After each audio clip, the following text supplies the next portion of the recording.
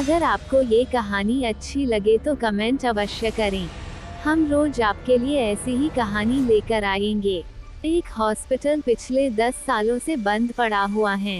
इस हॉस्पिटल के बंद होने का कारण ये बताते हैं कि 10 साल पहले इस हॉस्पिटल में डॉक्टर सागर रहा करते थे। वो इस हॉस्पिटल के एक सीनियर डॉक्टर थे। पर एक दिन जब डॉक्टर सागर हॉस्पिटल की छत पर टहल रहे थे, तब कुछ लोगों ने डॉक्टर सागर को मारकर पानी की टंकी में डाल दिया था। और उनकी मौत के कुछ दिनों बाद से ही इस हॉस्पिटल में हॉरर एक्टिविटी होने लगी। और उसके बाद हॉस्पिटल में कई लोगों की लाश छत पर पड़ी मिलती थी। और कभी कभी तो खुद डॉक्टर सागर को कई लोगों ने हॉस्पिटल में घूमते देखा था, जिसके बाद से इस हॉस्पिटल को बंद करना पड़ा था। और आज भी कोई उस हॉस्पिटल में नहीं जाता। सूरज और अखिलेश आज ही इस हॉस्पिटल के बगल वाले होटल में रहने को आए थे। पूरा दिन घूमने के बाद दोनों जब होटल वापस आ रहे थे, तब सूरज की नज़र इस हॉस्पिटल की तरफ पड़ी। फिर उसने अखिलेश को हॉस्पिटल दिखाते हुए कहा, अरे भाई, ये हॉस्पिटल बंद क्यों पड़ा है? ऐसा लग रहा है जैसे कई सालों से यह बंद पड़ा हो। सूरज की बात सुनकर अखिलेश बोलता है, मुझे क्या पता भाई, मैं भी तेरे साथ यहाँ पहली बार ही आया हूँ। यही सब बातें करते हुए दोनों अपने होटल में पहुँच जाते हैं। और फिर वहाँ पहुँचते ही सूरज होटल के एक आदमी से पूछता है, अरे भैया, वो होटल के बगल वाला हॉस्पिटल बंद क्यों पड़ा है? सूरज की बात सुनकर वो आदमी बोलता है, क्योंकि भैया वो एक भूतिया हॉस्पिटल है, इस वजह से। उस आदमी की बात सुनकर फिर सूरज बोलता है, अरे भाई जी, मजाक मत करो और कुछ सही में पता हो तो बताओ। सूरज की ऐसी बातें सुनकर वो आदमी इस बार थोड़ा दांत पीसते हुए बोलता है, अगर मेरी बातों पर विश्वास नहीं तो खुद ही जाकर देख लो। इतना बोलकर वो आदमी वहां से चला जाता है। उसके जाते ही अखिलेश सूरज से बोलता है, अरे तू भी कहाँ इस पागल की बातों में आ रहा है? पर सूरज तो जैसे अब उस हॉस्पिटल में जाने का मन बना बैठा था, इसलिए वो अखिलेश से बोलता है, यार एक बार देख के आने में क्या जाता है, चल आज देख कर ही आते हैं। वो आदमी सच बोल रहा था या झूठ?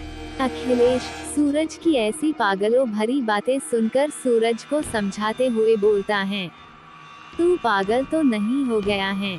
और वैसे भी हमें क्या मिलेगा उस आदमी को झूठा साबित करके?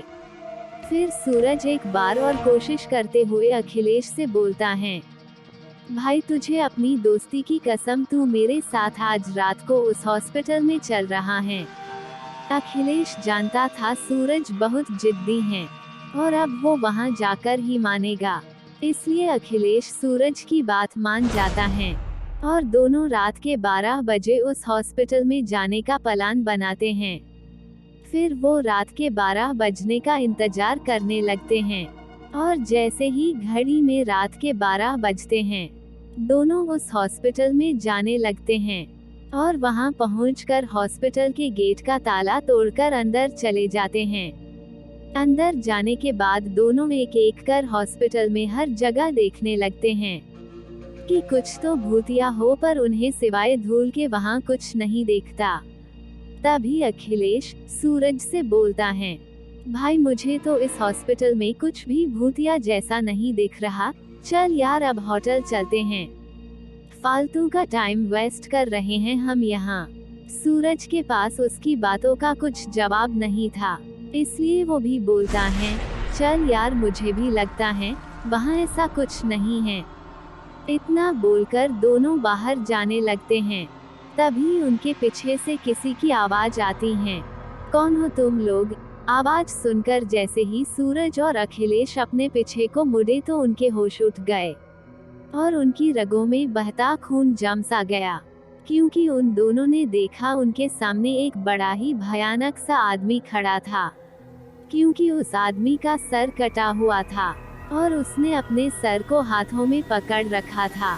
उस आदमी को देखकर सूरज डरते डरते हुए उसे बोलता है, कोको कौन हो तुम? सूरज के इतना बोलते ही वो आदमी पहले तो जो सर उसे अपने हाथों में पकड़ रखा था, उसे उसने अपनी गर्दन पर रखा और अपनी भयानक आवाज में कहा, मैं डॉक्टर सागर हूँ और तुम मेरे पेशेंट। इतना बोलकर वो सूरज और अखिलेश के हाथ पकड़ लेता है और घसीटता हुआ अपने साथ ले जाने लगता है। फिर उसके बाद वो डॉक्टर सागर उन दोनों को अपने साथ ऑपरेशन थिएटर ले जाता है। पहले तो वो अखिलेश को एक कुर्सी में बांध देता है, उसके बाद सूरज को ऑपरेशन थिएटर के बेड पर लेटा देता है और कैंची से उसका पैर काटने लगता है और काटते काटते सूरज के दोनों पैर अलग करके रख देता है। सूरज दर्द से तड़प और चिल्लाए जा रहा था, पर उस डॉक्टर सागर पर उसका कोई असर नहीं हो रहा था। तभी अखिलेश के हाथों में बंधी रस्सियां अपने आप खुल जाती हैं और अखिलेश जिस कुर्सी से बंधा था उसको उठाकर डॉक्टर सागर के सर में मार देता है। कुर्सी डॉक्टर सागर के सर पे लगते ही उसका सर नीचे गिर जाता है। अखिलेश थोड़ा भी खुश हो पाता उससे पहले ही डॉक्टर सागर का सर अपने आप उड़ता हुआ डॉक्टर सागर की गर्दन में लग जाता है। अखिलेश बस खड़ा खड़ा ये सब देख रहा था। वो बेचारा कर भी क्या सकता था और सूरज को तो अपने दर्द के आगे कोई होश ही नहीं था, क्योंकि बेचारे के दोनों पैर जो कट चुके थे। तभी डॉक्टर सागर अखिलेश की तरफ मुड़ता है और बोलता है, अच्छा तुम्हारे दिमाग का ऑपरेशन करना है। इतना बोलकर ही डॉक्टर सागर ने अखिलेश को पकड़ लिया और घसीटते हुए उसको ले जाकर सूरज के बगल में लेटा दिया। अगले दिन जब वहां के पास के लोगों ने हॉस्पिटल का गेट खुला देखा तो लोगों ने सोचा कि हॉस्पिटल में चोरी हुई होंगी, इसलिए वहां के लोगों ने पुलिस को बुला लिया और पुलिस ने जब अंदर जाकर देखा तो उनको लोगों की कटी पिटी लाश मिली।